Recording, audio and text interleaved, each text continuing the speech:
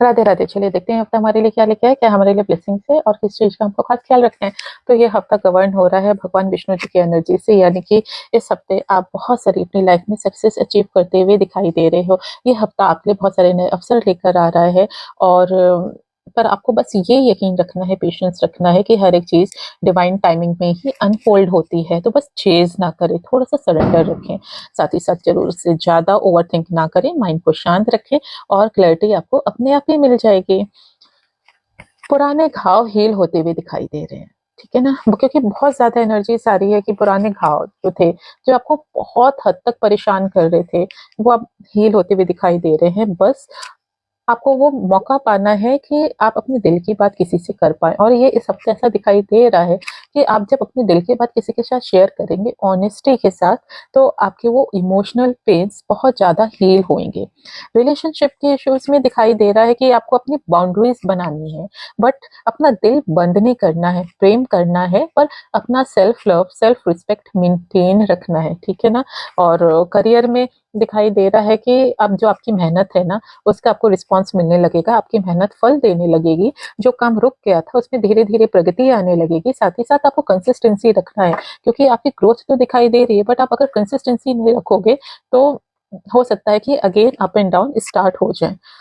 इसके अलावा new opportunities आती हुई दिखाई दे रही हैं, कोई नया प्रोजेक्ट या नया ऑफर आपको मिल सकता है, बट उसको आप सोच समझ कर एक्सेप्ट करो, क्योंकि ये सही ग्रोथ की दिशा को दिखाई दे रहा है। पैसे भी सुधार तो दिखेगा, पुराने ड्यूज भी क्लियर हो सकते हैं सब, पर आपको थोड़ा सा अपने खर्चों में कंट्रोल करने की जरूरत है।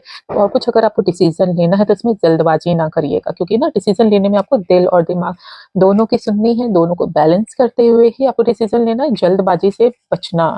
और कम्युनिकेशन की जो एनर्जीज है ना, वो यही कह रही है कि आपको ना ट्रुथ का साथ देना है, सच्चाई का साथ देना है, और सच्चाई को ना सम्मान के साथ बोलो, क्योंकि अक्सर देखा जाता है कि जब इंसान सच बोलता है ना तो बहुत कड़वा बोल देता है कि सामने वाला हर्ट हो जाता है।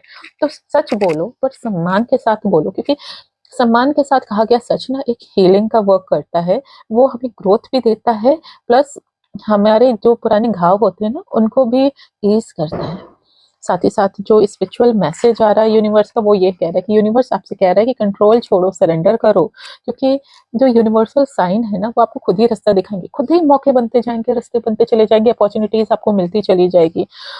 हो सके तो इस हफ्ते आप रोज क्वार्ट्स या एमेथिस्ट ये अपने साथ रखो।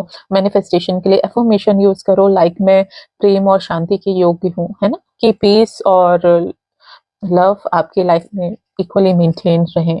और साथ ही साथ हो सके तो नेचर के साथ आप समय बिताइए, क्योंकि ना आप खुद से आप संघर्ष करते हुए दिखाई दे रहे हो, तो थोड़ा सा मोबाइल से आप ब्रेक लीजिए, नेचर के साथ वक्त बिताइए और खुद को पॉज देने की इजाजत दो। यानी कि ना कंटिन्यूशन कंटिन्यूशन वर्क कर रहे हो तो कुछ टाइम का खुद को पॉज दो, कि आप ना मेंटली और इमोशनली थोड़ा सा अपनी सेल्फ केयर कर पाओ, है ना। आपकी भी तो बैटरी चार्ज होने की जरूरत है।